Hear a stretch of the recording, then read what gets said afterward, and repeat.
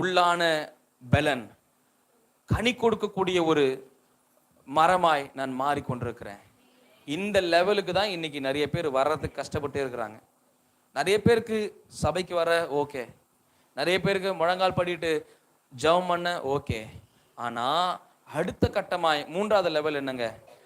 கனி கொடுக்கக்கூடிய level, inward strength. ஏன் பலத்தை சார்ந்தல்ல.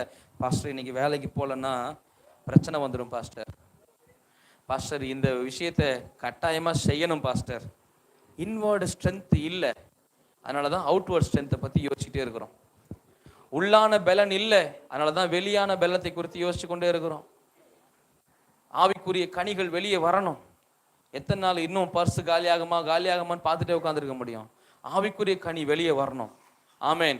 இந்த அனுபவத்தை இன்றைய விசுவாசிகள் சிலர் மட்டுமே அடைந்திருக்கிறார்கள், அநேகர் அதை அடையல. ஆனால் நம்முடைய சபை விசுவாசிகள் இந்த அனுபவத்துக்குள்ள வரணும்னு நான் உங்களை உற்சாகப்படுத்துறேன். நான்காவது காரியம், இன்னும் அதிகமான ஒன்று. இப்போ எவ்வளவு தண்ணிமா? எப்படி இருக்கு? தண்ணீர் நீச்சல் அளவு நதியாய். ஆமேன். இதெல்லாம் எங்க இருந்து ஆரம்பிக்குது? கணுக்கால் அளவுள்ள தண்ணியிலிருந்து தான் ஆரம்பிக்குது. அங்கிருந்து தான் வருது, அங்கிருந்து தான் பிரயாசப்படுது. இப்போ எசேக்கியேலுடைய பிரயாசங்களை கவனிங்க. எசேக்கியேல் என்ன பண்றாருன்னா, அந்த வசனத்தை வாசிமா,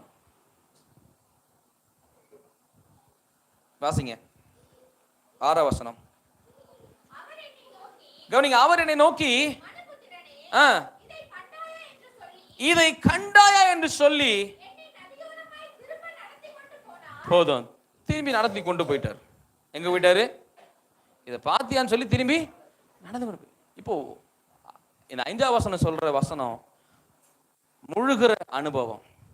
ஆமேன். என்ன அனுபவம் சொல்லுங்க எல்லாரும், பக்கத்துல பார்த்து சொல்லுங்க. முழுகி இருக்கீங்களா? நீங்க தண்ணியில முழுகி இருக்கீங்களா? தரையில் நிற்கும் போது என்ன இருக்கும்?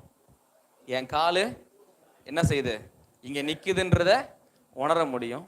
முழங்கால் அளவு தண்ணி இருக்கும்போது என் காலு எங்க இருக்குன்றத உணர முடியும். இடுப்பளவு இருக்கும்போது லைட்டா நம்மள என்ன செய்யும்? தள்ளும். முழுகினதுக்கு அப்புறம் காலு தரையில இருக்கும், என்ன செய்யும்? தண்ணி இழுத்துட்டு போற பக்கத்துக்கு போயிட்டே இருப்போம். நீங்கள் முழுகிற அனுபவத்துக்கு வருவீர்களானால் பரிசுத்த ஆவியானவர் உங்களை எங்க அழைச்சிட்டு போகிறாரோ அங்க நீங்க பாட்டுக்கு போயிட்டே இருப்பீங்க. இந்த அனுபவம் தான் ஒரு விசுவாசியினுடைய அதிகபட்ச அனுபவம். அல்லேலூயா. ஒரு ஊழியக்காரனுடைய அனுபவம் சொல்ல, ஒரு விசுவாசியினுடைய அதிகபட்ச அனுபவம். ஐயா நான் போகணும்னு நினைக்கிறேன், நினைக்கலாம் மாட்டீங்க, ஆண்டவர் போக சொல்றாரு. அல்லேலூயா. ஆபிரகாமை ஆண்டவர் அழைத்தார், அவனை கைவிடவே இல்லை. ஆபிரகாம் நம்பினான், ஆபிரகாம் விசுவாசிச்சான், தேவன் அவனை பலுகி பெருக பண்ணினார்.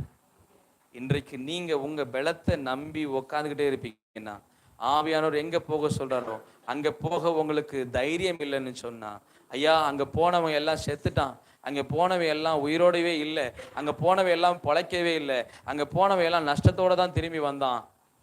எனக்கு தெரியும், என் ஆண்டவர் என்னை கூட்டிட்டு போறாரு. அல்லேலூயா. என் ஆண்டவர் என்னை இருக்க சொல்றாரு. என் ஆண்டவர் என்னை எங்கே இருக்க சொல்றாரோ, எங்க போக சொல்றாரோ அங்க போறதற்கான தைரியமும் பலனும் எப்போ வரும்னா, நான் ஆண்டவர் மீது அதிக நம்பிக்கை உள்ள மனுஷனாய் மாறுகிற பொழுது என் ஆண்டவர் என்னை என்ன செய்வாரு? ஒரு பொழுதும், ஒரு நொடி பொழுதும் என்னை கைவிடவே மாட்டார்ன்ற அந்த நம்பிக்கை வரும்பொழுதுதான் முழுமையாய் மூழ்கக்கூடிய அனுபவம் உண்டு.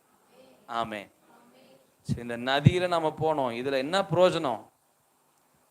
ரைட்டுங்க, கால் வரைக்கும் நடக்க வச்சிங்க, முட்டி வரைக்கும் நடக்க வச்சிங்க, இடுப்பளவு நடக்க வச்சிங்க, முழுகி நீங்க போற தூரம்லாம் போக வச்சிங்க, இதுல என்ன பிரயோஜனம்? வாசிப்போம் வசனத்தை, 7ஆம் வசனத்தை வாசிப்போம். நான் நடந்து வருகையில் நதியோரத்தில் இக்கரையிலும் வெகு திரளான விருட்சங்கள் இருந்தது. அல்லேலூயா. எசேக்கியேல் நடக்க ஆரம்பிக்கும் பொழுது நீங்க பாக்குறது தண்ணி மேல மேல மேல மேல உயர்ந்துகிட்டே போச்சு. ஆமென். இப்போ இவன் பார்க்க விட்ட ஒண்ணு ஆண்டவனுக்கு காட்டுறாரு.